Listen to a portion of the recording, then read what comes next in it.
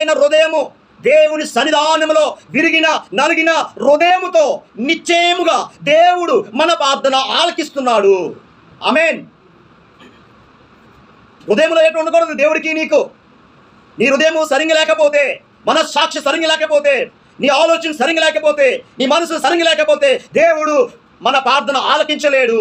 నిశ్చయంగా చెప్తున్నా, దేవుడు మన ప్రార్థన ఆలకించాలంటే దేవుడికి మనకి మంచి మనస్సాక్షి కలిగి ఉండాలా, యథార్థమైన హృదయం కలిగి ఉండాలా.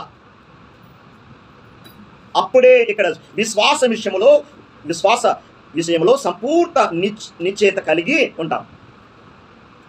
అంటే మన ప్రార్థన దేవుడు 100కి 100% మన ప్రార్థన దేవుడు ఆలకించాడు. మనం అడిగే వాటికంటే, ఊహించే వాటికంటే అత్యుతంగా ఇవ్వగల సర్వ శక్తిగల దేవుడు ఆయన. ఇవ్వడా మనకి పేదరికం? ఈ పేదరికం ఉంచాడు దేవుడు. వాగ్దానం చేసి